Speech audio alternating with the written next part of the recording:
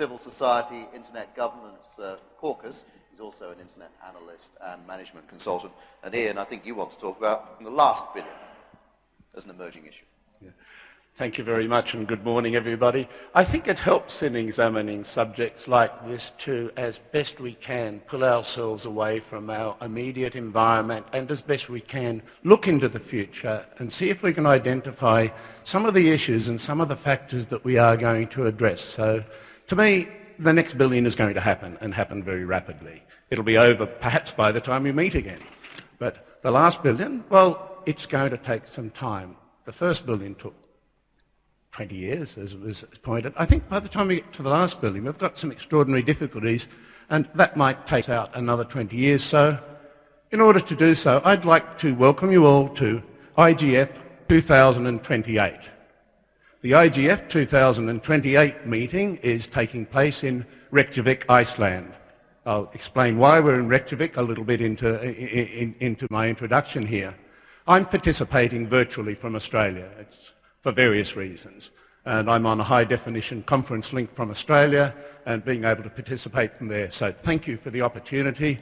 The other piece of news I must relate 20 years hence is Australia has just beaten India in the cricket for the first time in 20 years. So that is a great thrill for me. Thank you. When I'm talking about the last billion, I should say that there are some people who are obviously excluded. We're not talking about the last billion of the world's population. I think we can leave out everybody who arrived yesterday or probably everybody under the age of about 3. But we do start to pick up at the age of about 3 or 4, as I know from my grandchildren who hop on the net and play games. So we do have 3- and 4-year-old users. And I guess there's a number of people who simply don't want to have anything to do with that, and that's okay too. So I've excluded those. I'm including in my last billion the people who see that there is advantage for their family, for their children to be connected here, and all the advantages that other people have from the internet, they want them. So they're in, and we're trying to deal with those. So let's get a profile of where they are as best we can. And let me say that quite a few of this last billion are in developed countries. They're in rural pockets, which have not been connected and very hard to connect. In countries like Australia, it could be the remote indigenous communities who are amongst the last billion.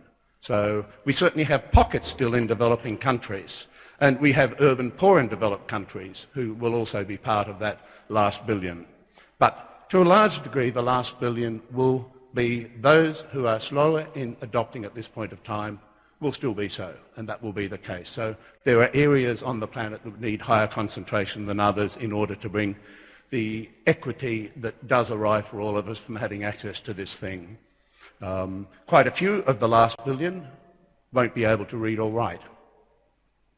That won't be a problem for them because a lot of the uses they will have will be around gaming or around downloading videos, downloading music, these sort of factors. So that's not a problem, but it is an interesting factor because then the tool for literacy that exists with the internet sort of becomes a very interesting thing that starts to come to the fore. So these are the things that are happening.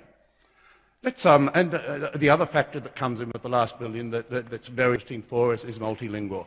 You ain't seen nothing yet.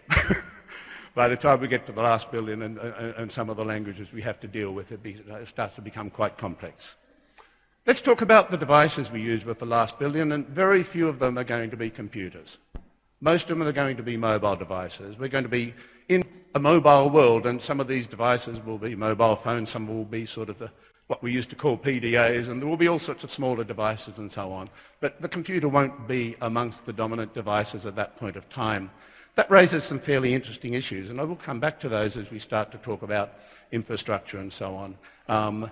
But as I said before, some of the dominant media we use at this point of time will not be the dominant internet media with the last billion. The concentration will be more towards what our kids do, which is the downloading, the texting, the games, all of these sort of things come into this space. There's a number of ramifications of this thing with mobile, and we'll get to it.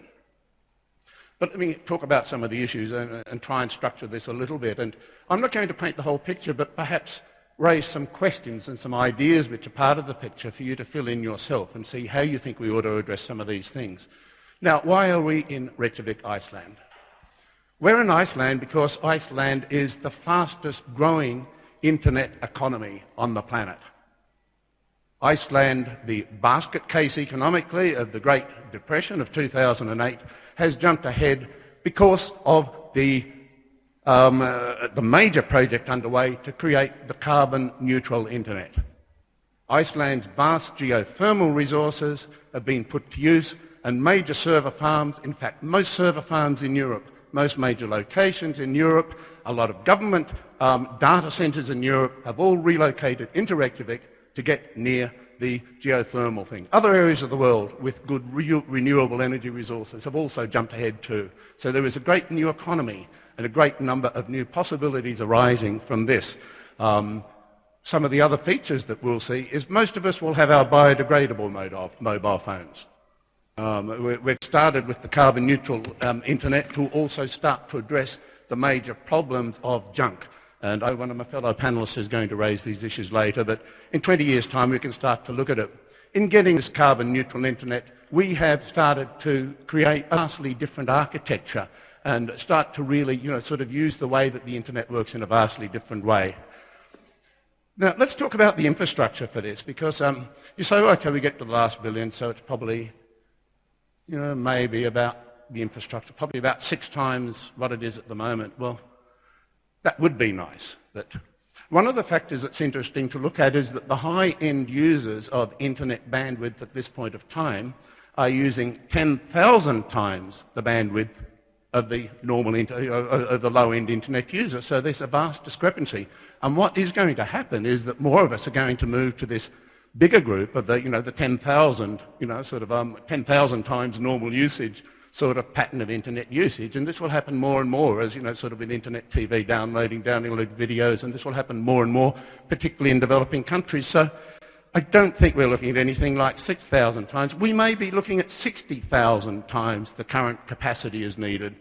I would say conservatively, we are definitely looking at 10,000 times the current capacity by 2028. Now that has a number of ramifications for the way we do things.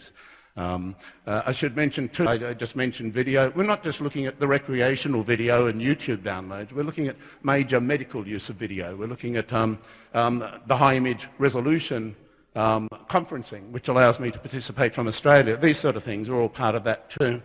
This would create a number of issues. One of the issues here is infrastructure. Is everybody going to roll out, every ISP, every telco going to roll out parallel infrastructure across every country to try and do this? Or are we going to look at shared infrastructure models which make to create efficiency and to create this global network which we need? Now, how are we going to cope with this vastly bigger issue? And what's this going to look like? Well, let me give you a couple of ideas. First of all, we are looking at the mobile internet to a very large degree. And as I say, the dominant use will be mobile. Now, back in 2008, the mobile device was a strange hybrid. It used non-internet standards when it connected you by voice, but some of them did, but in fact some of them, the cheaper ones, went over to what was called internet standards to use, and then there was internet standards for data, and then there was other standards that were being introduced, and there was quite a bit of mess. Now, I think eventually to deal with the expansion of all of this, it led rise to the new standards institution which was created in about 2010, which was the IETF-TU.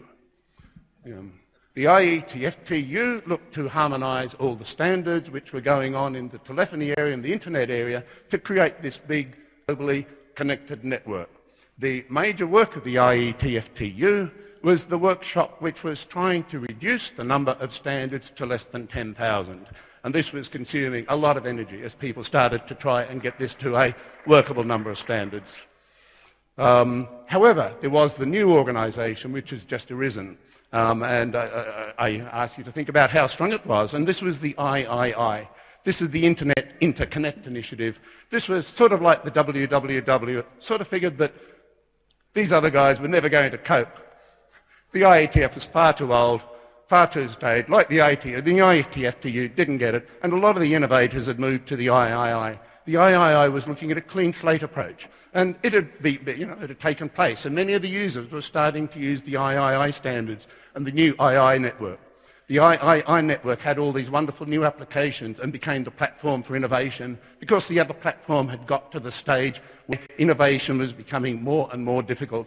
And some of the people there remembered the thoughts of Robert Kahn at the IGF way back in 2007, who started to say that the internet standards and the internet standards bodies are starting to ossify and become not capable of handling new areas of innovation.